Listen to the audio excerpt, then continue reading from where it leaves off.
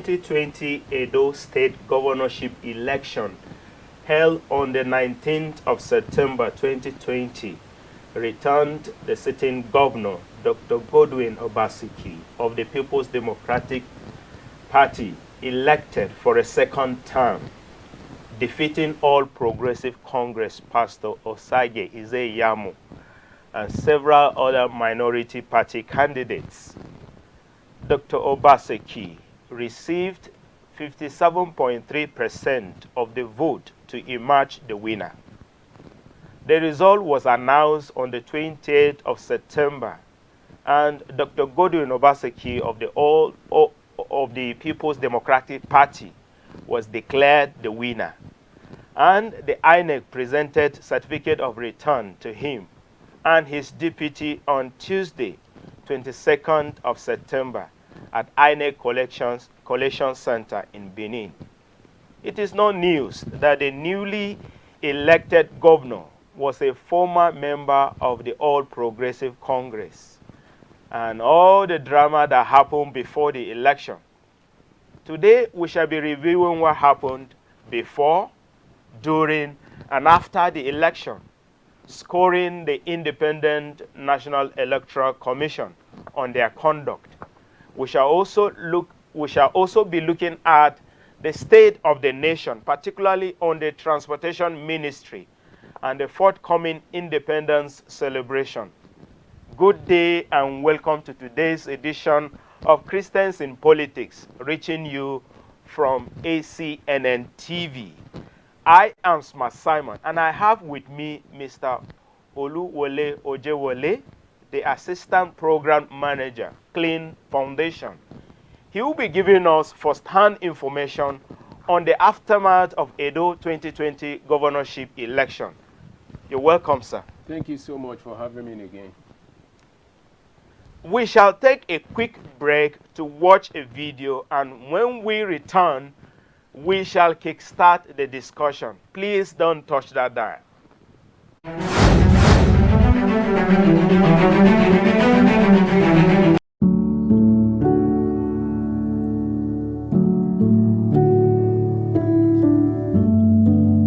What we saw in the elections of last week in Edo gives us some ray of hope that this country, if we maintain the course, not being truncated by military intervention or whatever intervention, that we'll get there. What I urge every Nigerian to do is to be a lot more patient, and then let us follow the course. Democracy is a process. Even America, with over 300 years experience in democracy, are still learning the process. You heard what Trump is saying recently. So what happened in Edo for me gives us the hope that Nigeria, while marching forward, will get there in a positive way. There is hope for Nigeria because once a human being starts doing things right, the right things will be implemented. And it is believed that those who believe in truth will equally deliver what is good. Most times it's unfortunate that because of political motivations and ideas, things are being diverted the other way around. Unfortunately, the will of God must be done. It's only what God wants to do that will be implemented. No matter how human being bends it, God will reconvene it to his own will and purpose.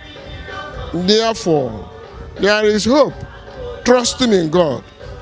There is hope with the will of God. There is hope with the purpose of God. Things will come back to normal.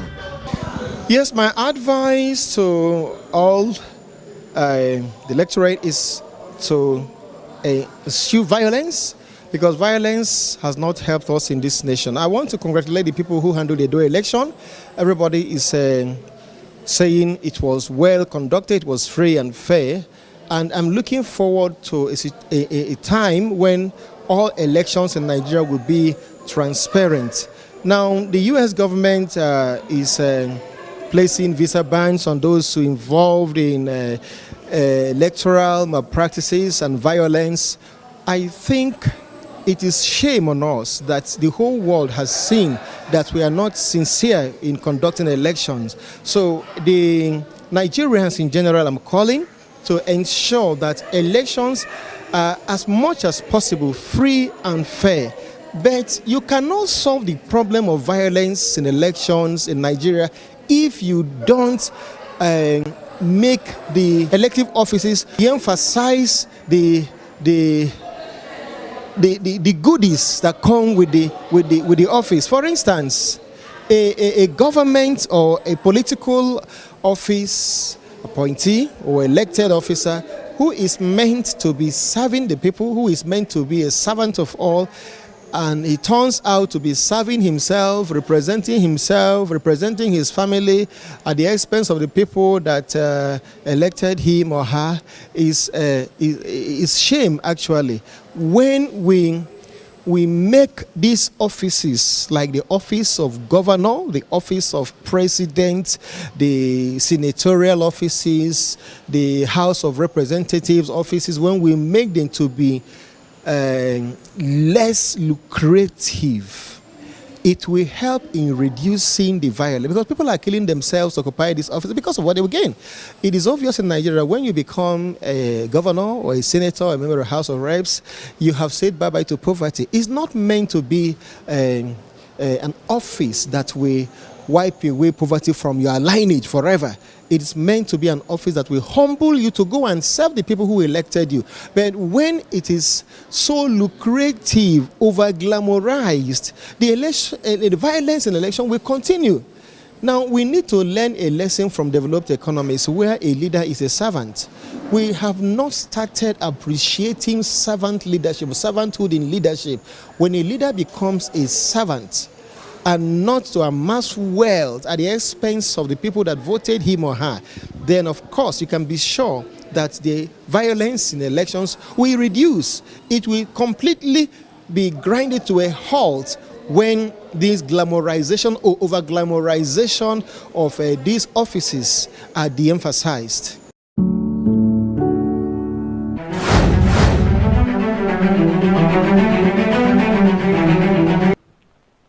Viewers, thank you very much for staying tuned.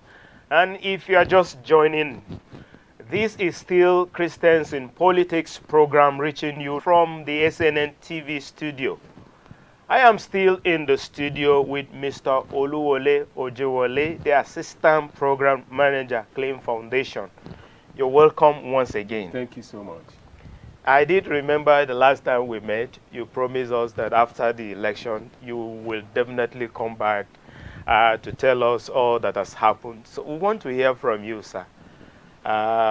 Just this concluded Edo election, what will you say that is actually the whole process and the whole thing that happened in this election?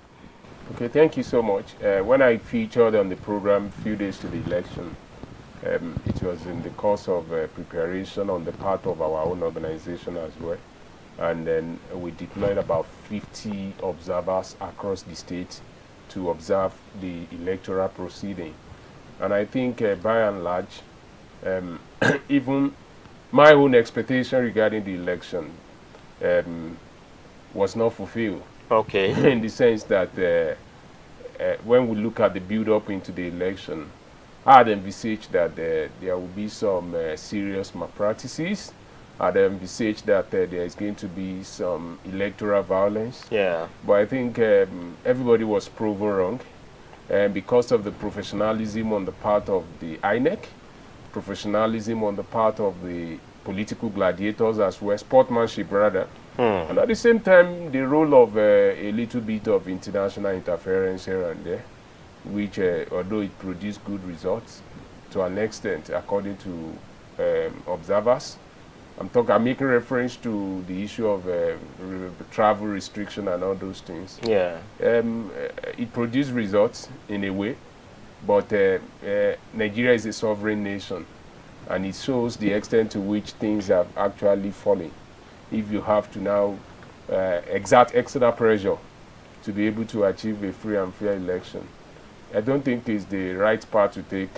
And the idea for us as a nation is that we should look inward and work on ourselves as a country and actually embrace the ethos of democratic government, rather than it's just like you have your house and then another person is coming from his own house to come and tell you how you are supposed to govern your house. I think it's the height of irresponsibility on the part of anybody that is happening to. But we're very happy that the election was peaceful. Election or truly reflect the will of the people. So going forward, I think we are hopeful that the same experience will be replicated in Ondo State. So I think that is a brief of my experience with that election. Okay. Will you now say is because of the interference of the international bodies and other countries that is the reason for the outcome we are seeing now? Part of it is the ban, the visa ban. Will you say actually contributed to what happened in just this concluded election? A number of things happened, and I think that one is just one of the factors, one of the restraining factors on the part of politicians that might want to play the game not according to the rule.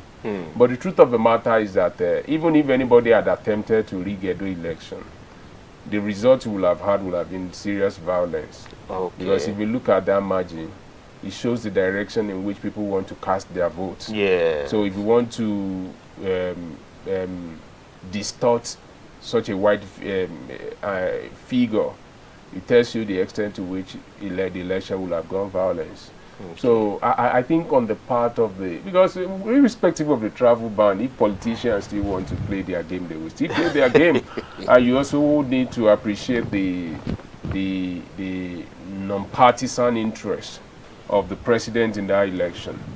I mean, because we've had president in this country that said election is going to be do or die affair. In this country, a former president made that statement.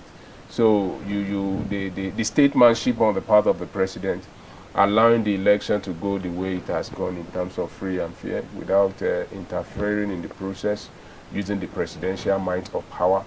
So I think it's a whole number of issues. It will be difficult for us to now extract the travel ban restriction as an explanatory factor at this point, until maybe if we look at 2-3 elections down the line, can now say, oh, this thing is playing into. But as a Nigerian, it's not something I'm proud of, really. That you need external influence to be able to behave yourself in electoral process. All right, thank you so much. Now, from the observation of your organization, the Clean Foundation, what will you want INEC to do that you think has not been done during this election that has just passed, that you think they can do better? INEC started a process of, I think people were scanning results, electoral officers scanning results and putting it in an online repository. So people can see that prior to the final announcement of the result, and people have an idea of what it should look like.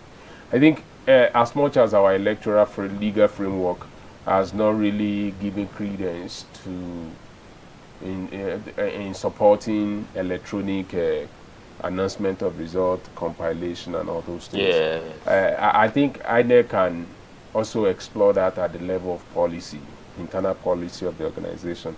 And it's commendable what happened in the last election. So I want that to be sustained in the sense that as election is being counted at the level of the polling unit, it can be quickly forwarded appropriately to such a repository that INEC put in place in Edo State. What I will do is that you can have a fair idea of what the result is looking like, and it'll be very difficult for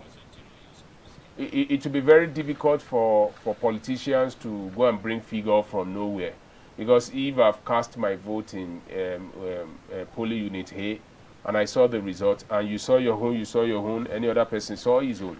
So at that level, you are going to have citizens. What that is going to do is that it's going to awaken the citizens to actually be the final arbiter in terms of policing the ballot electronically now, not maybe using any form of whatever. So people can see evidence ahead of the election. And I want to cast our mind back. This thing happened in 2015. A major media house did this, and the figures tally. It's all about putting people, an average NYSC officer that is serving as a polling unit officer must have a smartphone. Yeah. I am aware that maybe in one Ogorimagongo village, or maybe in one remote village in Calabar, or one remote village in Ilela in Sokoto, there might not be internet. You get the point. But those are margins. They are marginal. So we are not saying every polling unit is readily accessible to the internet. But the little we can capture, INEC has started it in this Edo election. We want to see it going forward. It's going to make it difficult for bogus figures to be declared as far as election result is concerned. In essence, I'm saying, on the Edo State election, INEC has experimented with technological innovation in compiling the result. Don't let them drop that ball. We want to see it in Ondo, see it in Osun, Ekiti, see it in Osun. And in 2023, when we have the presidential election, we want to see that it will have developed to a full-fledged platform that people can easily interact with and see election result, like on a dashboard. Yeah. Meaning that you will support the idea of Mr. President signing the Electoral Act at this point in time. It needs to. We must not get to 2023 so that we'll be able to transmit our result. All these things. That is just the way to go. We can't continue to do things manually. Electronic transmission of result is ID, is ripe, and we should go for it. Nigeria has all the needed things. And I'm aware yesterday INEC has invited some, I think some technological companies who were making presentation to the INEC chairman. Yeah. So you can see that all hands are on deck. I think INEC is also preparing to transition to that phase. So by 2023, it must have become a full-fledged option that we can explore. All right. Thank you so much. I Thank think you. that will be very, very good. Now, how will you score the conduct and the process of the election and the people of Edo State during the gubernatorial election? What do you think also that led to the low turnout of the voters? Because I noticed 1.9 collected PVC and only about 600,000 voted to determine who becomes the governor. Are we doing well at all? Well, the thing about voters turnout is that even globally, there's no place where you have had more than 50% turnout globally. So okay, we can't have. So it's not just Nigerian. No, it's not, of course, our own is dwindling. If you look at the figure from 1999, where if turnout were to be used as a yardstick for measuring the success of an electoral process, Nigeria is not doing well in that regard. Okay. Most people don't go out to vote in the real sense of it. But what I want to say is the fact that what we saw in Edo, a lot of things could have been responsible. Don't forget, we are still battling with the realities of COVID-19. So the extent to which that deterred people from participating in such an engagement, we can't rule it out. And then, of course, the figure dropped from 2016 in Edo to 2020. We had higher voters turnout in 2016 compared to what we have in 2020 in Edo now. So, like I said, if voters turnout is supposed to be used as a yardstick for the success of an electoral process, from 1999 to now, Nigeria's graph has been nosediving, and there is a need to raise citizens. A lot of things are deterring people from participating in the voting process. If you look at the atmosphere prior to the 2020 gubernatorial election in Edo, the atmosphere is so charged, and I told you that even my own ordinary prediction didn't come true. So there is that palpable fear in the environment that people thought election is going to be violent and all those things. So I think that also affected people's turnout in that election. And coupled with the fact that if you look at the Number, the readiness of the people to participate in the process. This thing that we are seeing, a lot of elites, people like you, people like me, are discouraged from participating in the process when they look at the rigor of what they have to go through. Particularly, I'm talking about a section of our population that is canvassing and subscribing seriously to electronic voting. Our voting process is so archaic, I'm very sorry to say, to the extent that it's not inspiring for some people to participate. A situation whereby you have to stand in the sun for 2 hours. You will never stand in the sun for 2 hours to withdraw money from ATM. I don't think you want to do that. Not at all. So how much more? That is money that is meeting your primary need. How much more when it comes to voting? Exactly. So I think the archaic electoral process, voting process, is also discouraging people seriously from participating in the voting process. The day we divide this thing into two, that people will have the option of electronic and manual voting, you will see how the majority will go participate and the vote, what do you call it, turnout. You will see how the turnout is going to surge.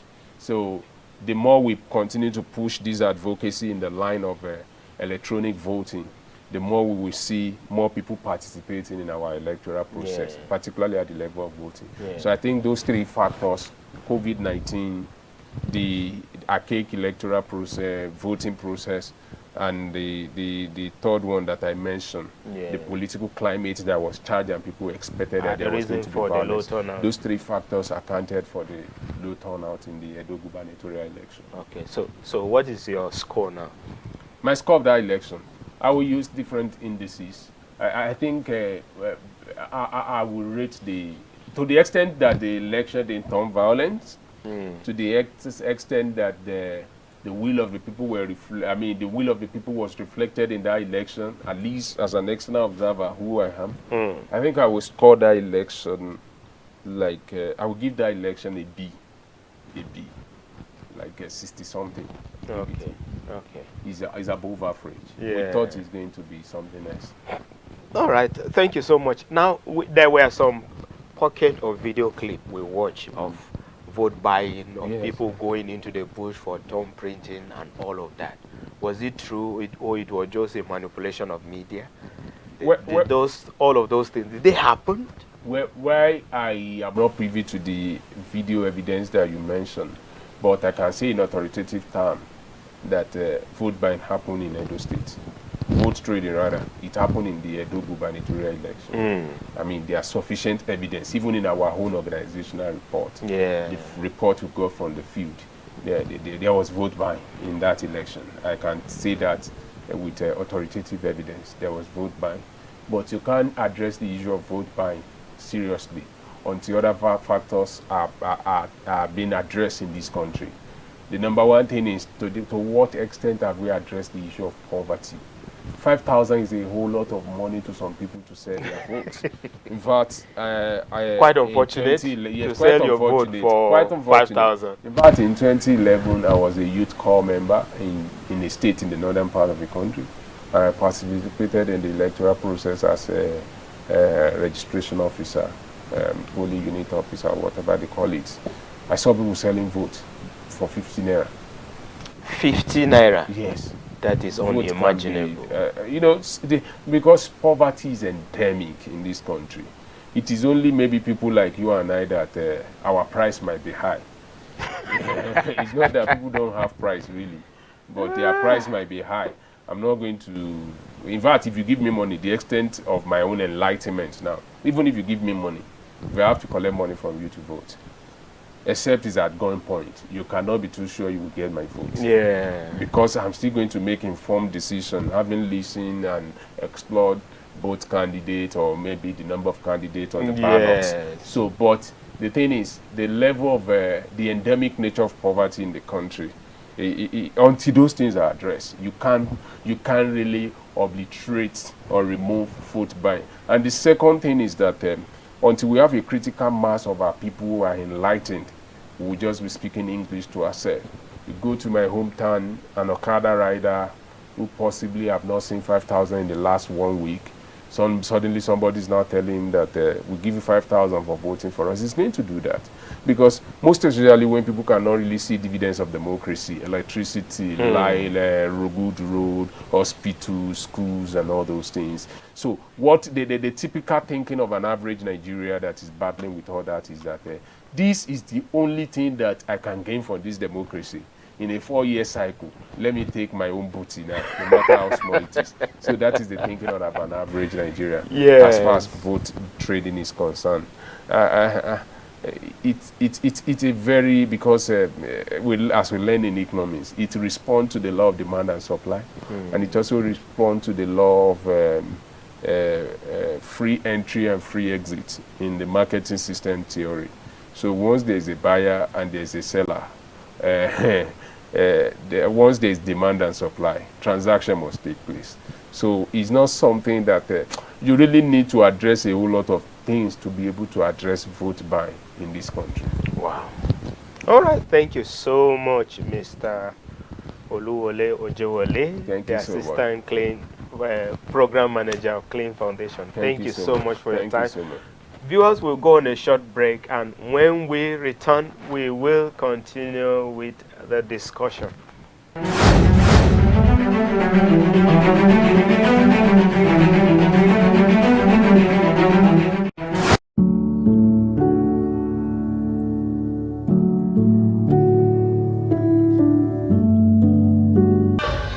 In the actual sense, it is said that charity begins at home. I've never seen anyone who has no place to reside, a comfortable place, and they'll be building castles for others to enjoy. So you have to start being good inward, from your heart, from your family, from your environment. Then you extend to all and sundry. If the internal roads, the nation's road, is not in good shape, and you are building castles, railways, and other infrastructures outside your environment, one day you will regret your course. Here in Nigeria, we'll have the need for every facility to enable us grow economically. Unfortunately, our own internal constructions and development have not even stand the test of time, and you are expanding and extending to neighboring countries. I don't know their population. I don't know the economic propensity and the capability. What you are going to bring into Nigeria. Wherever you are going to extend this particular facility, one state is enough to give you double of that internally. And the people you are looking at, their economic base, I don't understand. Unfortunately, some of our own internal railways within and around Nigeria are non-functional. There's no railway leading to Calabar. There's no railway leading to Benin. There's no railway leading to Warri. And some of these things could have helped in conveying the luggages, the haulage, be it oil, gas, petroleum, and whatever, to the nearest stations. And that will help us more than looking on how to extend railway to probably Niger Republic or even any other country. Because I don't know what you are likely to gain from there. Is that to buy cow or goat? I don't understand the economic rationale for such decision. The independence of a country is saddled in history. In Nigeria, we have had a lot of ups and downs. Today, do we have something to celebrate? Perhaps yes. Nigeria is still one. Nigeria have gone through a whole lot, but we are still one. But beyond that, do we have any other thing to celebrate? Personally, honestly, I am not sure. This is the time that Nigeria needs leadership. There are a lot of darkness all around Nigeria. Our spiritual leaders should take on the mantle. This is the time we have to take the leadership even by force. We have to pray down the glory of God, because if we leave it the way it is going, I am not sure that there will be anything to celebrate. But with God, there is hope. With God, there are possibilities. So I want to believe that God still has something in store for this country. And that is why I challenge our spiritual leaders that this is a time for us, for them, the spiritual leaders, for all of us as laities, to come back to God, to call upon that name that is really a sure foundation, that He may rebuild this country called Nigeria.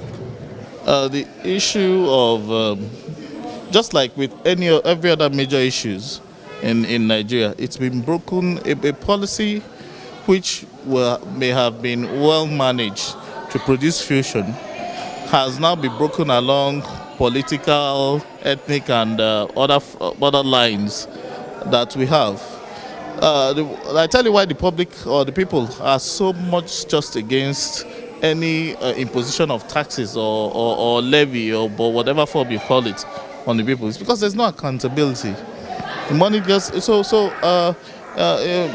people know that. I mean, you make me pay more money today, and then you break the money down along ethnic lines. For example, building a railway from Katsina to Niger Republic. What do they do? What's that for? When those for example, taking a railway line from Katsina to Maradi or from Kano to wherever, leading to where? To nowhere. Of what importance is what is the GDP of that region? Is it adding to the national economy that you want to blow a couple of billion of dollars? On that region. So it's all faulty. Just go back to what we've been saying. Now you look at taxing the people further. Already we've overtaxed people. One where people are living under $1 every day. People are living under $1 every day, and then you want to further tax electricity and fuel. Yes, I agree. The way out is subsidy removal, but there are things to be done first before you go to subsidy removal. For example, how many members of the National Assembly, how many members of the National Assembly, the House of Representatives, and the Senate? Do we need them? Have almost a quarter, a third of the national budget goes to servicing the legislature. What do we do with them? We don't need all of that. Over bloated number of commissions, departments, MDAs, and all that. What do you need all of that? There's so many replicating itself all over. You have the ICPC, you have the EFCC, you have Amoteku, you have the IGP, you have road safety, you have VIO. The same function replicated in 6 or 7 parts. What do you need all of that for? So, we need to tell ourselves the truth. Talk to ourselves. Restructuring is the way forward. We need to blast this constitution and forge it into one that represents who we are and what we want to be. I am not in support of the strike action, much as the problems we're having in the country give rise to strike, industrial actions. But in the past, industrial actions have not really helped this nation, because you find that the people who are making noise about the strike will eventually come back to say, everybody go back to work, that we are on top of the situation, and nothing will happen. This is not the first time Nigerians are going on strike. But what are we going to achieve really by going on strike? In any case, I think dialogue should solve this problem, and I'm calling on the federal government to shift grounds. Don't insist on your policies when people are suffering. the government should have listening ears. So I'm calling on the labor unions and the federal government to dialogue. Dialogue is the way forward, and the labor unions and the government should shift grounds. Nobody should hold onto a particular position, because we are talking about moving forward. And again, I blame the federal government for the increase in tariff of electricity. Of course, we know that this electricity we are talking about is not regular, and you are making people to pay highly for services they don't get. Now we're talking about the foodstuff rising. We are still coming out of the effects of coronavirus. People are suffering. So where do you expect them to get the money to buy these things that are hiking? Now the businesses are not doing well. People are suffering. People will have to pay for the shops where they're doing business for business they haven't done for months. How do you expect them to survive? People will have to go back to school. People will pay house rent. And they are coming from an economy that is crippled. So it is not right to go on strike. I think dialogue should be a solution, but the federal government should have listening ears. The federal government should be a feeling government. Feel the pulse of the people, feel the pain that the masses are going through, and be a father, a responsible father indeed, knowing the pain that the children are going through and providing solution, not by making things to be more difficult by hiking. For instance, a common man like me who cannot afford the high energy tariff, and people like me, what do you expect us to do? We will be owing, and we don't have the services. Now, what palliative measures does the government have to cushion the effect of this poverty that is ravaging the land? I haven't seen any.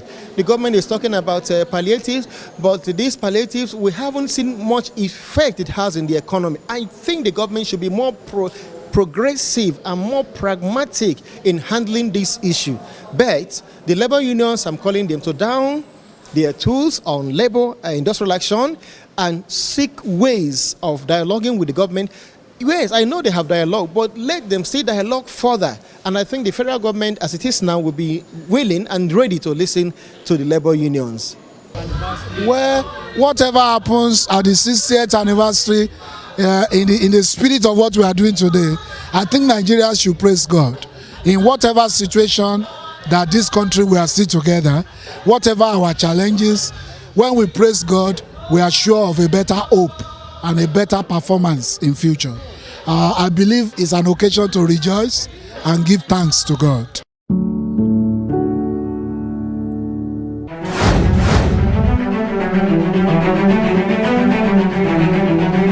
Viewers, you're welcome back, and we are glad to know that you are still there. Now away from the Edo gubernatorial election that have just come and gone, we now want to look at the state of the nation. It is no news that the government, the federal government, is proposing a railway line from Kano to the border between Niger and Nigeria. So we want to look at that. They say they want to improve the commercial activities between the two countries. Sir, what do you have to say looking at the state of the road in our country? Okay, thank you so much. Unfortunately, the thing about this government is that they lack the capacity to communicate. And you know, if you are on the wrong track with the people, there's the possibility of always misinterpreting anything that you are saying. Yeah. So I think one of the challenges of this government is communication, and I'm going to set the record straight. Okay. The railway from Kano to Maradi, or what is called in Nigeria Republic, it's just an isolated component of the transatlantic railway project that is supposed to start from Senegal in Dakar and end in Djibouti in East Africa, connecting this entire from the west to the east. Okay. The other one is coming from Cape Town and is going to Cairo. And then, although I'm not holding brief for this government, but it's not their project. It has been there. It's a Pan-African development road map for development across Africa. And then The one that is Nigeria is just trying to do his own bit of it. Okay, just it's to coming connect from to. Cape Town. It's a transatlantic. It has always been there. If you read economic history of Africa, Yeah. where people live from Cairo, from Nigeria, going to Sudan, going to Cairo, then enter into Saudi Arabia when they were even using horses and all those Yeah. things. So it has an historical explanation. But the unfortunate thing for this government is because, and I can't blame people, the bias has been too much. Yeah. Before now. So that is what I think has made all this conflagration, and that the people don't even want to give the government any benefit of doubt. But it's not a project of this government, the real sense of it. It has always been there historically, and then particularly under the government of President Goodluck Jonathan.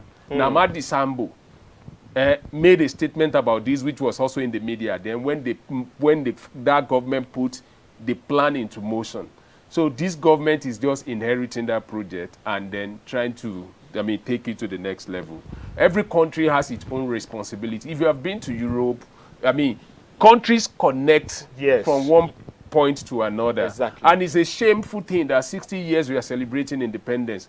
People cannot live in Togo and work in Lagos. People cannot live in Benin Republic and work in Lagos. If you go to Germany, people live in Munich, they are working in Vienna. Two different countries. People live in France, working in the United Kingdom. So when you talk about, unfortunately, Nigeria was now the big giant of Africa that was dilly-dallying with the African Continental Free Trade Agreement. So I think it's just an African thing. This project ought to have been, but unfortunately, it's just kicking off now. And then the government that is starting it has gotten a lot of bad record with the people. So the misgivings of the people are well understood on my own part, and I understand that that misgiving. But truth be told, we need such for African development across the roadmap is that from Dakar in Senegal, there will be a railway that ends in Djibouti in East Africa. The other one is coming from Cape Town and it ends in Cairo. So that master plan is there. And I think this government is just trying to resolve. But anyway, the thing I think this government is supposed to do is now to write on the scale of preference that is this the right time to venture into this? I'm not sure they do that. And I think that is what the priest is saying, that they should listen to the people. It's good, but you can be sincerely wrong. Your explanation is quite okay and is very, very clear. And I think that Minister of Information, it is transport. Unfortunately, it's not even talking about that. Nothing, they don't communicate nothing is the being right thing. said. All that we heard is there's going to be a railway. Because and people are questioning Buhari's, the reason for it. The so-called lopsided appointment and development and everything, it's easier for people to think that way, unfortunately for the government. Now, you are aware, sir, of the increase in PMS yes. and the hike in the electric tariff. Yes. And then there was a proposed strike action by the Nigerian Labour Congress. Yes. But before they will go into that, the federal government called them for dialogue, and we learned that they have dialogue, and the strike has been suspended. What will you say is the reason for the suspension of this strike? Do you have any information on that? Well, unfortunately, you can't build a nation where the people have become docile to what is happening around them. The last time we have a critical mass of people in terms of mobilizing people against government policy in this country, I think it should be 2011, or is it 2015, Occupy Nigeria? Yeah, 2012, 2012, there was in 2014 also. The real Occupy Nigeria. Yes. I think that is the last time we have serious class action, serious mobilization, because government must fear the people. But a situation whereby government can no longer fear the people and they start throwing any policy They and just all those do what they things want at the to do. people, I think is a very bad idea. And we arrive at that because the organized labor has lost its place where it used to be. As a matter of fact, I told somebody on Facebook yesterday, a respected person, that I don't think we have a labor union in this country. It's either what they are pressing for, whether it is even trade union like ASU whether it is the Labour Congress itself, it's either what they are pressing for, they are not pressing rightly, or they are not using the right strategy. Most of the times, the people they claim they are speaking for, I don't think they are speaking for those people. And that is the reason why this particular strike action doesn't make sense to me personally at this point now. Even though I don't take them serious in that sense of it, because we're just coming out of COVID-19. The real people that are going to feel the brunt of this thing, if you shut down the country now, are the people that you claim to be fighting for. Exactly. So it's important that we find a better strategy in terms of engaging the government. PMS, subsidy, it has to be removed. It has to be removed. Of course. My own concern is just that if we remove that money, where are we moving that money to? Subsidies is just enriching a few cabals. Yeah. People put vessels on the sea that is not carrying anything, and then they are using that to claim money that they have imported for. The information is in the public domain. So right from the time of Occupy Nigeria, how fuel is being diverted and all those things, the information is in the public domain. The one of the electricity doesn't make sense to me, in the sense that I want to ask the question, why is it difficult for the government to meter out the house 10 years, 15 years down the line? If you have ever spoken to anybody that is using postpaid, the one that they are not using meter, that are not using card, those ones that they just print bigs for them, they pay astronomical amounts. It's crazy. I speak to people and they say, oh, my estimated billing. They say my bill for this month is 10,000. And I feel like, are you grinding cassava? It's crazy. It's crazy. So I think the priority on the part of labor, what labor is supposed to actually be fighting for now, is how can we have accelerated metering of households in Nigeria? And it's not a rocket science. It's not a rocket science. Government should accelerate that as a matter of urgency, so that if I have switched off my light, my meter is not reading. So it's not to say government, because whether you like it or not, people, see, this thing that labor is fighting for, they've not got it to the root of the matter. There are people that are cringing on that monthly payment of estimated billing already. Yeah. So you are not really fighting in their interest. I say, no, cut it and on. The real advocacy now, the real protest now should be about accelerated metering of exactly. Households. That should be what the labor union should be advocating That is for. what the labor union should be fighting We are going on strike unless there is metering. Accelerated. So what you are going to do to that is now you now put a timeline. You can say 10 million households will be metered between 2020 and 2023. You know, so we have all those landmarks. That is what labor should be fighting for. All right, thank you so much. Now, away from the labor, what do you have to say on the forthcoming independence celebration? Nigeria is 60.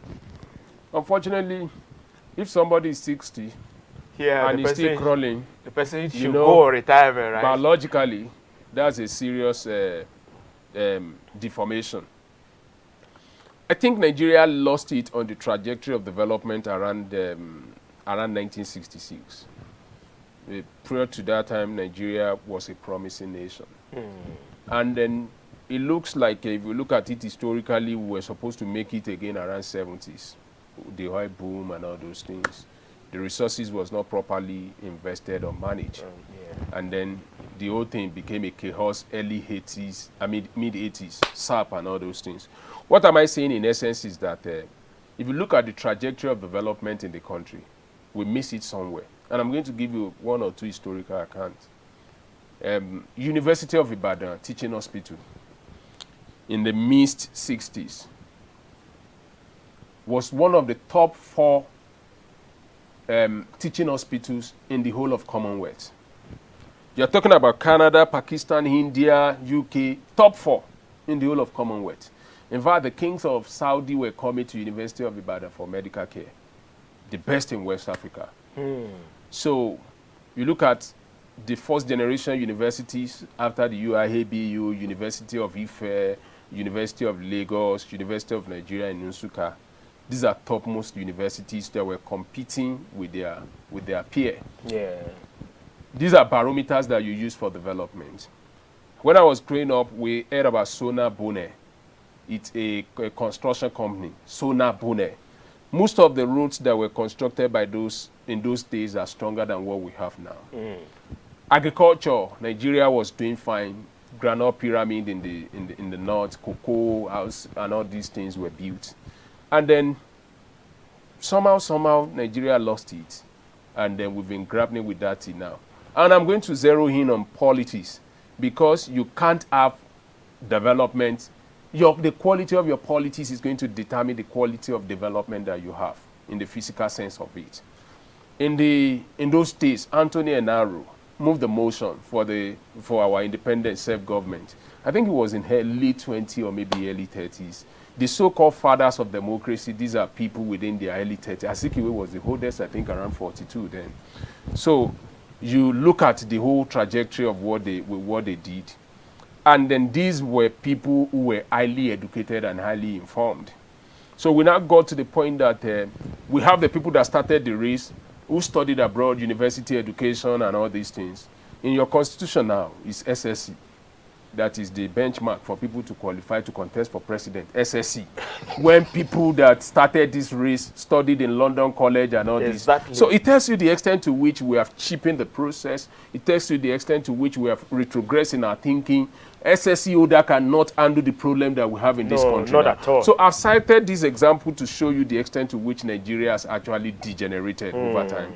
Look at Benin Republic here, Ghana, all these countries that we help. They are the people now that Nigeria cannot talk to, and they will listen. So they are now saying Nigerians, go away. Yes, that is the extent to which we are feel in terms of diplomacy, foreign relation and all those things, economic-wise. In 1984, when dollar was the same to 1 naira or something, I saw an analysis that somebody made. If you look at how much somebody between 1984 and 2017, his salary was revolving around the same thing, because naira was falling, dollar was appreciating. Yeah. So what he was earning in 2015 is now equivalent to what he was earning in 1984. I mean, you don't have refineries working. So what I'm going to anchor on is that for Nigeria to manage the next 40 years, because the next 40 years we'll be talking about 100, and actually get things better, we need to start putting the right people in leadership position. A lot of people who are, and Nigeria, we also need to look at how we re-engage with the issue of restructuring, making the state to work, while the federal government is just concentrating on issues of securities and defense and all those things. So it's important that we look into how the strategies that can make this country better for the next 40 years. And it starts with the right political leadership, investment in education, quality investment in health, and quality investment in agriculture. And the last thing is that we have to embrace technology in everything that we do. All right, thank you so much.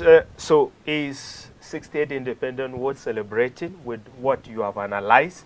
And what would be your advice to the government? I know you've started telling us some things now. Well, as long as you have the gift of life, you are breathing, you have to thank God. Return all the glories to God.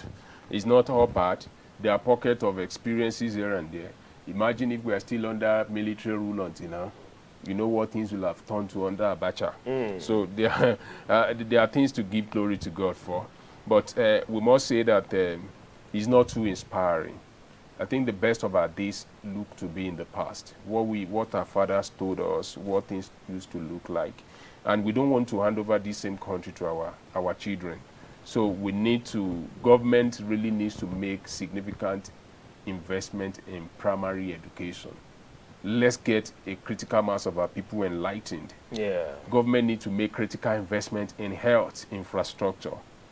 Government needs to make decisive investment in technology. Technology is everything now. We are here now, people are watching us on YouTube. We are here now, people are listening to us on their phones. So government needs to invest in technology. And lastly is the fact that we need to really invest in agriculture, mechanized agriculture, and try to divest away from oil into technology and agriculture. It's very, very important. All right. We have to thank you so much, Mr. Oluwole Ojewole, the Assistant Program Manager of Clean Foundation. Thank you so much for coming to share your thoughts with us. we will invite you again. Thank you to so come. much for having me. I'm very, very because grateful. Edo is Ondo is coming. It's around the corner. So we will see you again. Thank you so much. Thank you so much. Yeah. Viewers, this is where we call it a day, but I want to leave you with this question. Is 60th independent anniversary worth celebrating? That is the answer. That is the question you need to answer. Until we come your way again, same time, same station next week, I remain Smart Simon. The views and opinions expressed on this program are those of the guests and viewers and does not necessarily reflect the views and opinions of the Advent Cable Network Nigeria, ACNNTV.